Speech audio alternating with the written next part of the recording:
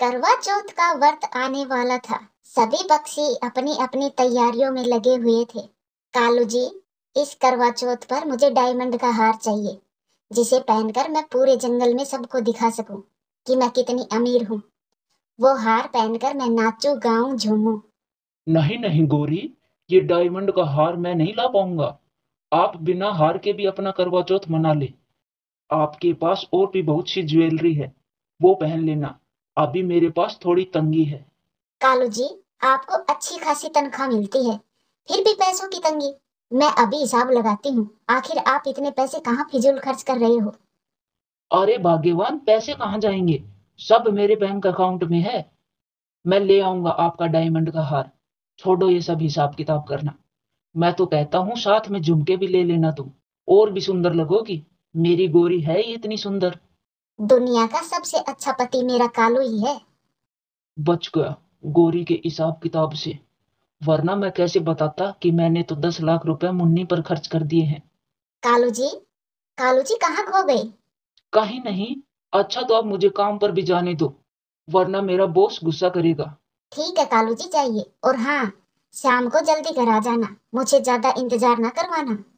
फिर कालू कौवा अपना बैग लेकर ऑफिस चला जाता है। गोरी कौवी तो खुशी से पागल हो रही थी। पता तो चले मेरे आसपास के पक्षियों को कि मैं कितनी अमीर हूँ। अब मैं जाकर सबको जलाकर आती हूँ, खासकर उस छोटी चिड़िया को। ऐसा कहकर गोरी कौवी घर से निकलती है। रास्ते में उसे कबूतर और लूसी कबूतरी मिल जाते हैं। कबूतर भैया और लूसी, आप दोनों कहाँ जा रही हो? और इस बैग में क्या है? गोरी बहन, ये मेरी शादी का जोड़ा है। रखे रखे थोड़ा फट गया था, तो इसी को ठीक करवाने के लिए दर्जी के पास जा रहे हैं। क्या लूसी बहन, क्या आज स्पेशल दिन पर ये पुराना और फटा हुआ लहंगा पहनोगी? इससे तो अच्छा कोई हाल फिलहाल में खरीदी हुई साड़ी ही पहन लेना। गोरी, दूसरों से तो आपने बहुत पूछ लिया। अब जरा अपने बारे में भी तो बताओ, तुमने क्या खरीदा है? कबूतर भैया, मेरे कालू की तो तू कभी भी बराबरी नहीं कर पाएगा। बहुत सारी शॉपिंग की है मैंने। और ध्यान से सुन ले, आज शाम को कालू जी मेरे लिए डायमंड का हार लेकर आएंगे। खैर छोड़ो, तुम बताओ आज तक लूसी को कोई गिफ्ट भी दिया है या नहीं? क्या सच में गोरी? कालू भैया डायमंड का हार लेकर आएंगे तुम्हारे लिए? और क्या, मैं झूठ बोल रही हूँ तुमसे? विश्वास ना हो तो खुद देख लेना शाम को, जब मैं तैयार होकर निकलूंगी और अपना व्रत खोलूंगी। लूसी, चलो यहाँ से, हमें काफी देर हो गई है। कहीं दर्जी चला ना जाए दुकान बंद करके। नहीं पति जी, हम दर्जी के पास नहीं जाएंगे, बल्कि लहंगों की दुकान पर जाएंगे। मैं अपने लिए नया लहंगा खरीदूंगी, नहीं पहनूंगी ये पुराना ओल्ड फटा हुआ लहंगा। ये गोरी की बच्ची हमेशा ही दूसरों के घरों में झगड़ा करवा देती है और मेरा काम खराब कर देती है। अच्छे खासे मेरे पैसे बच रहे थे। ऐसे कबूतर गुस्सा होकर अपने पत्नी को लेकर वहां से चला जाता है। अब जाती हूँ टूनी चिड़िया के पास, उसे बिना बताए तो मुझे चैन नहीं पड़ेगा। मगर वो इस वक्त कहाँ मिलेगी? हम्म, मैं नदी पर जाती हूँ, वो वहीं बैठी होगी। फिर गोरी कौवी टूनी चिड़िया को ढूंढती ढूंढती नदी पर पहुंच जाती है। वहीं पर चिड़िया बैठी हुई थी। टूनी चिड़िया, आज मेरे कालू जी मेरे लिए डायमंड का हार लेकर आएंगे। मैं तो वही पहनूंगी शाम को। और तुम रात को क्या पहनोगी? हाँ गोरी बहन, मैंने भी अपने लिए एक हार खरीदा है। अरे वाह चिड़िया, सोने का या हीरे का हार खरीदा है? अरे नहीं गोरी बहन, ना ही सोने का है और ना ही हीरे का, वो तांबे का हार है। क्या कहा, तांबे का हार? मैंने तो सोचा कोई महंगा हार लाई होगी। मैं भी किससे पूछने बैठ गई। तुम गरीबों की इतनी औकात कहाँ, जो डायमंड का हार खरीद सको। गोरी बहन, घर की परिस्थिति देखकर खर्चा किया जाता है। और वैसे भी मुझे महंगा हार पहनने का कोई शौक नहीं है। मेरा पति जितना भी कमाता है, हम उसी में खुशी खुशी अपना गुजारा करते हैं। चिड़िया, जब जेब में खर्च करने के लिए पैसे ना हो तो ऐसे ही बातें करी जाती है। तुम गरीब थी और गरीब ही रहोगी। इतना बोलकर गोरी कभी वहां से चली जाती है। गोरी तो अपने 2 लाख के हार के बारे में सभी पक्षियों को कहती फिरती है। और उधर कालू कौवा चिंता में बैठा था। शक्ल की ना सूरत की, और फरमाइशें देखो महारानी की, डायमंड का हार पहनेगी। अब मैं कहाँ से लाऊं इतना महंगा हार? मेरा बैंक अकाउंट खाली पड़ा है। आइडिया, मैं ऐसा करता हूँ, शाम को घर ही नहीं जाऊंगा। ऐसा सोचकर कालू कौवा शाम को अपने घर ही नहीं जाता। वो एक शराब के ठेके पर बैठ जाता है। उसे वहां उसका एक पुराना दोस्त भूरा कौवा मिल जाता है। वो दोनों दोस्त एक दूसरे को खूब शराब पिलाते हैं। मैं जल्दी जल्दी तैयार हो जाती हूँ, कालू जी भी आते ही होंगे। ऐसा कहकर गौरी कभी खुशी खुशी तैयार होती है और उधर कालू कौवा अपने दोस्त के साथ मजे से बैठा हुआ था। अरे मेरे कालू दोस्त, लगता है तुझे कोई बड़ी समस्या है, तभी तुम पैग पर पैग पिए जा रहे हो। बुरा भाई, अभी तक तेरी शादी नहीं हुई है ना, इसीलिए तू मेरा दुख नहीं समझ पा रहा। मेरी पत्नी एक नंबर की तेज तर्रार कौवी है, लेकिन आज मैं उसे अच्छा पागल बनाऊंगा। वो कैसे कालू भाई? पूरा आज करवा चौथ है, बोल रही थी डायमंड का हार लेकर आना। पैसे क्या पेड़ पर लगते हैं जो मैं उसकी फरमाइश पूरी करता रहूं? आज पूरी रात यहीं रहूंगा और करने दो गोरी को इंतजार, मुझे कोई फर्क नहीं पड़ता। रात हो जाती है और चांद भी निकल आया था। जंगल के सभी पक्षियों ने अपना अपना करवा चौथ का व्रत खोल लिया था। चांद निकले भी कई देर हो गई है, लेकिन कालू अभी तक नहीं आया है। और दिन तो शाम को 5 बजे ही आ जाता है घर। मगर आज क्या हो गया? आज तो उसे जल्दी आना था। रात भी काफी हो गई है, मैं कहीं ढूंढने भी तो जाऊं। फिर वहां पर टूनी चिड़िया और उसका पति रोकी कबूतर आ जाते हैं। गोरी बहन, तुम बाहर क्यों बैठे हो? सब ठीक तो है? और कालू भैया दिखाई नहीं दे रहे? टूनी बहन, कालू का तो इंतजार कर रही हूँ, अभी तक उसका कोई अता पता नहीं है। मेरा मन बहुत घबरा रहा है। आप चिंता ना करें, मैं रोकी जी को भेजती हूँ, वो कालू को कहीं न कहीं से ढूंढ लाएंगे। फिर टूनी चिड़िया अपने पति को कालू को ढूंढने भेजती है। रोकी को कालू कौवा शराब की दुकान पर दिख जाता है। कालू कौवा बहुत नशे में था। रोकी उसे सहारा देकर घर लाता है। कालू जी, कालू जी, मेरे कालू जी को क्या हो गया? गोरी, कुछ नहीं हुआ आपके कालू को, जरा पानी मारो इसके चेहरे पर। फिर गोरी कौवी कालू कौवे पर थोड़ा सा पानी डालती है। कालू कौवा तो हड़बड़ाते हुए थोड़ा होश में आता है। उठो कालू जी उठो, आज करवा चौथ है। मैंने आपकी लंबी उम्र के लिए व्रत रखा है और अब आप मेरा व्रत पूरा करवाएं। नहीं नहीं बूरे, मैं घर नहीं जाऊंगा, मैं घर नहीं जाऊंगा। तुम मेरे पीछे मत पड़ो, मैं शांति से जीना चाहता हूँ। घर पर जाता हूँ तो वो गोरी बकबक करती है, और यहाँ पर अब तुम शुरू हो गई। मुझे नहीं जाना घर। छी, कालू जी छी, आपने तो शराब पी रखी है, आपके मुंह से बदबू आ रही है। गोरी, कालू फुल नशे में है और वो हम सबको पहचान भी नहीं पा रहा। अब तुम इसे कुछ ना कहो। हाँ गोरी बहन, कालू कौवा अब घर में ही है और अब तुम अपना करवा चौथ का व्रत पूरा करें और जो भी बात करनी हो वो सुबह कर लेना, अभी ये होश में नहीं है। फिर चिड़िया की बात मानकर गोरी कभी कालू को देखकर अपना व्रत खोलती है। मगर कालू कौवा तो होश में नहीं था, वो तो आंखें बंद करके लेटा हुआ था। चिड़िया बहन, मुझे माफ करना, सुबह मैंने तुम्हें कितना भला बुरा बोला, उसके बावजूद भी आपने हमारी मदद की। आप दोनों का बहुत बहुत धन्यवाद। गोरी बहन, धन्यवाद की कोई जरूरत नहीं है, मैं तो आपसे कभी भी गुस्सा नहीं थी और ना ही कभी होंगी। अब तुम जाओ और कुछ खा लो, सुबह से भूखी हो। इस तरह से गोरी और टूनी चिड़िया का व्रत पूरा होता है। आप सबने करवा चौथ पर क्या क्या तैयारियां कर ली है और आप कौन से कलर की साड़ी पहनने वाली है, हमें कमेंट करके जरूर बताइए।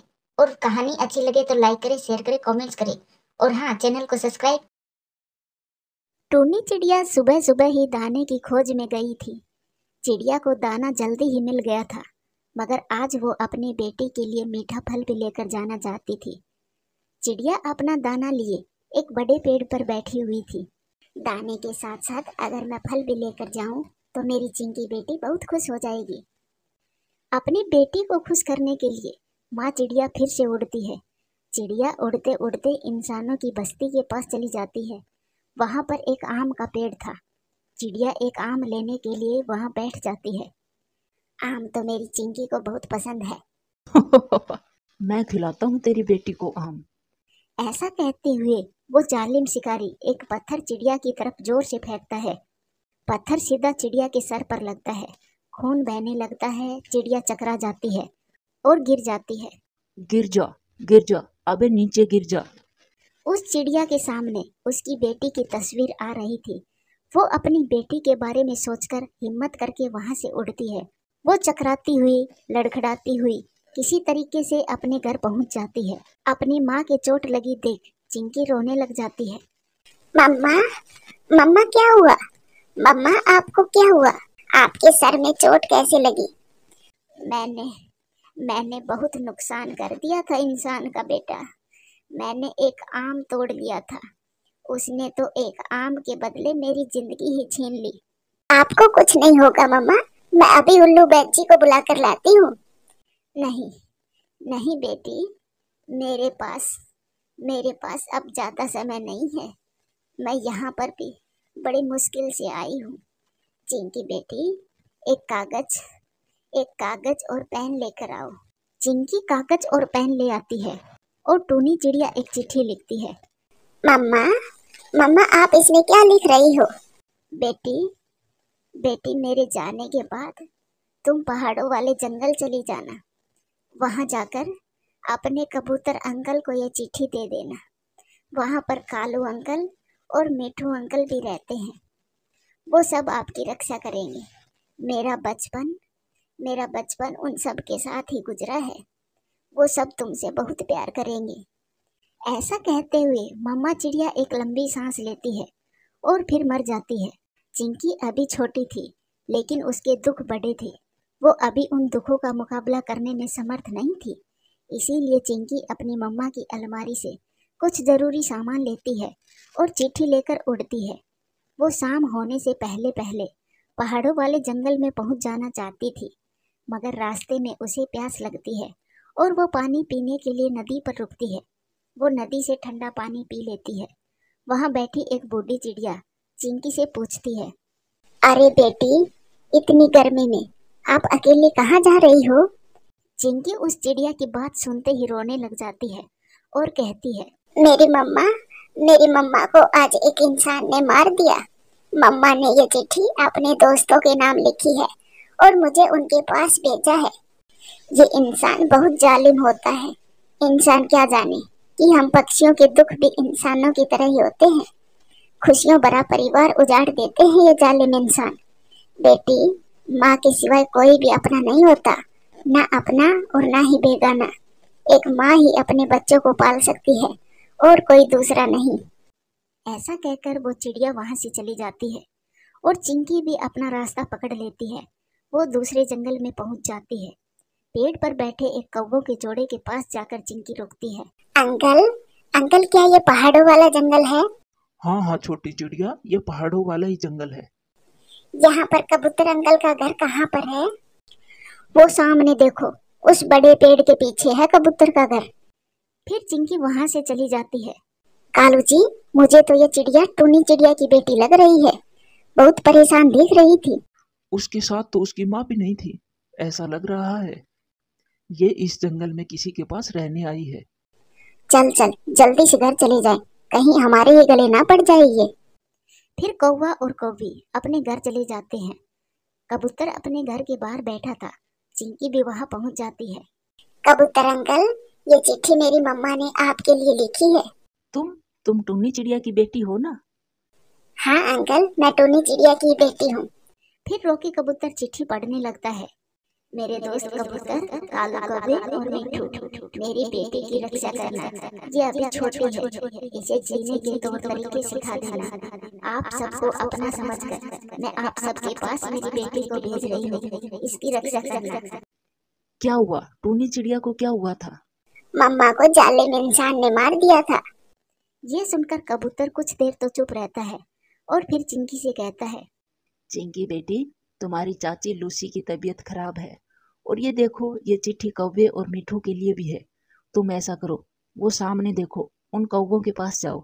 और वैसे भी तुम्हारी मम्मा उन कौवों के पड़ोस में ही रहती थी। सॉरी अंकल, शायद चिट्ठी में मम्मा ने आपका नाम गलती से लिख दिया होगा। चिंकी की ये बात सुनकर कबूतर कुछ नहीं बोलता। फिर चिंकी वहां से उड़ती है और वो सीधी सामने कौवे के घर चली जाती है। अंकल कौवे, क्या आप घर में ही है? आवाज सुनकर गोरी कौवी बाहर आती है, जिसे देखकर चिंकी बहुत खुश हो जाती है। आप तो वही आंटी है ना, जिससे मैंने कबूतर अंकल का घर पूछा था।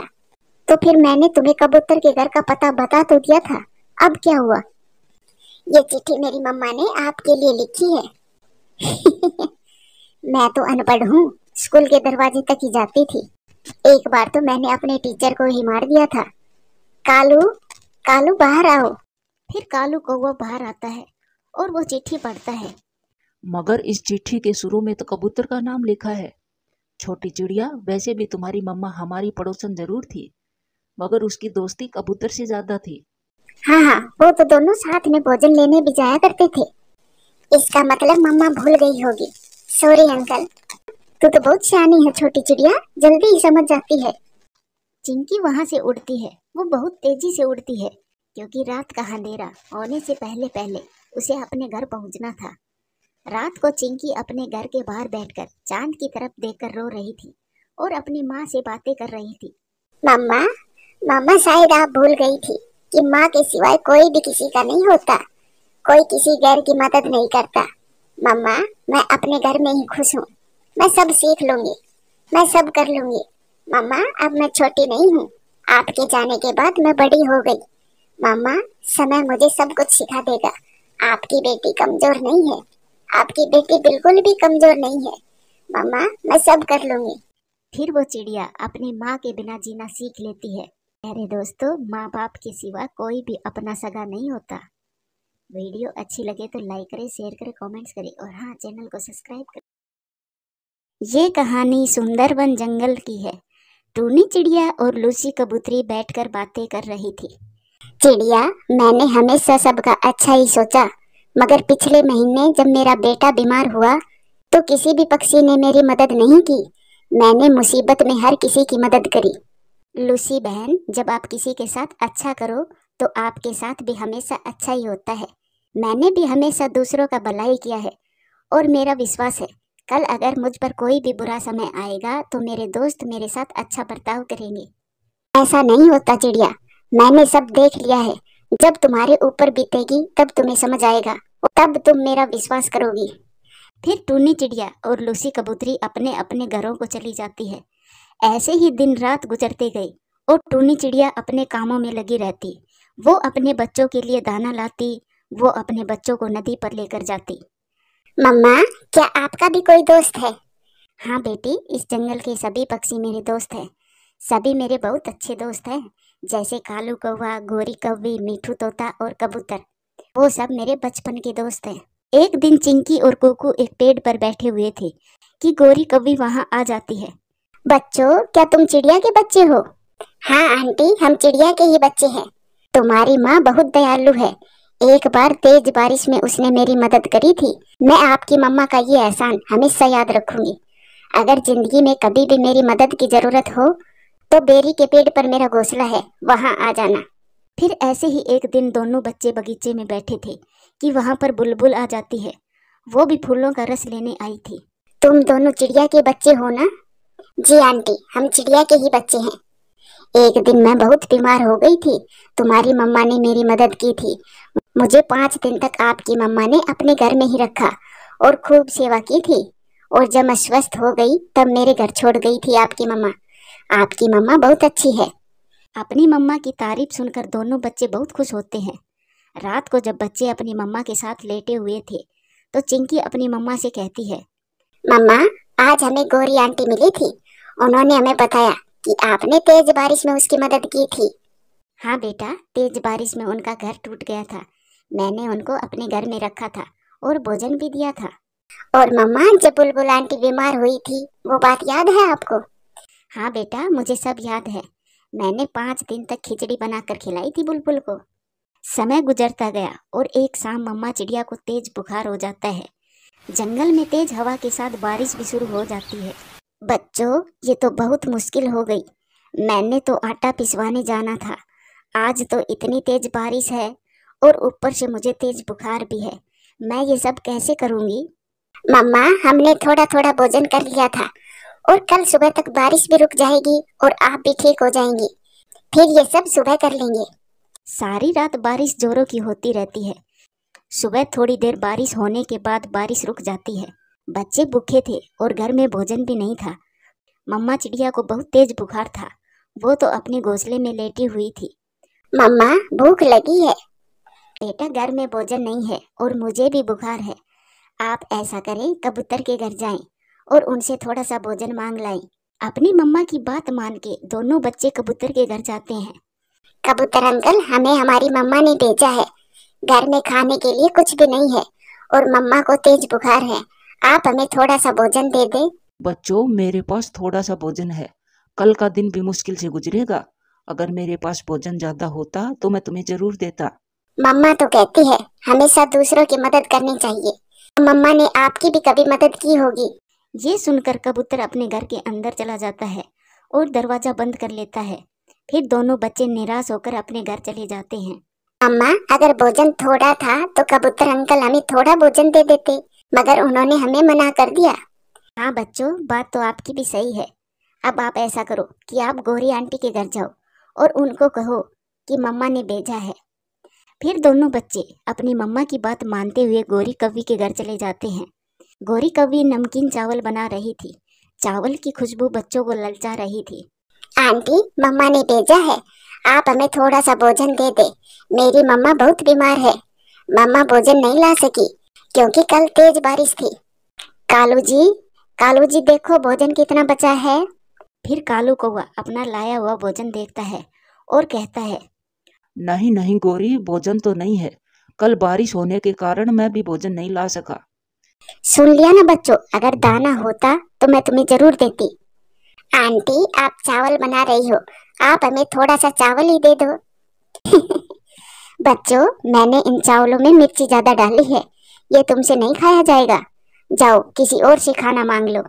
आंटी, हम मदद लेने आए थे, मांगने नहीं, जैसे उस तेज बारिश में आप मेरी मम्मा के पास मदद लेने आई थी। फिर वो दोनों भाई बहन वहां से चले जाते हैं। बात सुनी थी उस चिड़िया के बच्चों की, बड़े तेज हैं ये। भोजन तो बहुत पड़ा है गौरी, मगर मैंने झूठ बोला था। ऐसे मौसम में कौन चिड़िया की मदद करेगा, ना अपना और ना कोई बेगाना। दोनों बच्चे पेड़ पर बैठे सोच रहे थे कि वो अब क्या करें। दोनों बच्चे भूखे थे। भैया, इन पक्षियों से हमें कुछ भी ना मिलने वाला। शायद मम्मा भूल में थी। मुश्किल समय में मम्मा का कोई भी दोस्त हमारी मदद नहीं कर रहा। चिंकी बहन, क्यों ना हम किसान के पास जाएं, शायद वो हमारी मदद कर दे। फिर वो दोनों उड़ते हुए किसान के घर जाते हैं। किसान की पत्नी अपने बेटे के लिए आलू के पराठे बना रही थी। चिड़िया के बच्चे, आप दोनों यहाँ क्या लेने आए हो? आंटी, हमारी मम्मा बीमार है, घर में भोजन भी नहीं है और हमने कल से कुछ भी नहीं खाया है। हम गौरी आंटी के पास भी गए और कबूतर अंकल के पास भी, लेकिन किसी ने भी हमारी मदद ना की। आंटी, आप हमें थोड़ा सा दाना दे दे। आंटी, जब हमारी मम्मा स्वस्थ होंगी तब हम आपका दाना लौटा देंगे। बेटा, आपकी मम्मा बहुत अच्छी है, उसने मेरी भी कई बार मदद की है। मैं ये बात हमेशा याद रखूंगी। आप ये आलू वाले पराठे लेकर जाओ, खुद भी खाओ और अपनी मम्मा को भी खिलाओ। दोनों बच्चे बहुत खुश होते हैं। दोनों बच्चे आलू वाले पराठे लेकर अपने घर चले जाते हैं। देखा, मैंने कहा था ना कि गौरी कभी जरूर मदद करेगी। दाना लेने गए थे आप, मगर गौरी कव्वी ने तो आपके लिए आलू वाले पराठे ही बना दिए। बच्चे खामोश ही रहते हैं। सब मिलकर आलू वाले पराठे खाते हैं। फिर 2 दिन के बाद जब चिड़िया बिल्कुल ठीक हो जाती है, तब चिंकी अपनी मम्मा से कहती है, मम्मा, उस दिन आलू वाले पराठे हम किसान की पत्नी से लेकर आए थे। गौरी आंटी ने हमें ना दाना दिया और ना हमें चावल, बल्कि वो दोनों कौवे हमें देखकर हंस रहे थे। ये सुनकर मम्मा चिड़िया दुखी हो जाती है। इसका मतलब लूसी बहन सही कह रही थी। बच्चों, शायद मुझे ही अच्छाई की पट्टी लगी थी। मैं सभी को ही अपना दोस्त समझ रही थी, मगर मुश्किल समय में मुझे सब पता चल गया। कोई भी किसी का नहीं होता। फिर टूनी चिड़िया उड़ती हुई लूसी कबूतरी के पास जाती है। लूसी बहन, मैं गलत थी और आप ठीक। अच्छे और बुरे दोस्तों का पता मुश्किल समय में ही लगता है। ये जरूरी नहीं है कि अच्छाई और नेकी का सिला नेकी और अच्छाई मिले। आजकल सब मतलबी हैं, स्वार्थी हैं। हाँ चिड़िया, अच्छा दोस्त वही है जो मुश्किल समय में काम आए, और माँ बाप से बढ़कर सच्चा दोस्त कोई भी नहीं है। मेरा तो यही विश्वास है। प्यारे दोस्तों, इस कहानी को लाइक और चैनल को सब्सक्राइब और अपने दोस्तों के साथ शेयर करना मत भूलना। आपका धन्यवाद।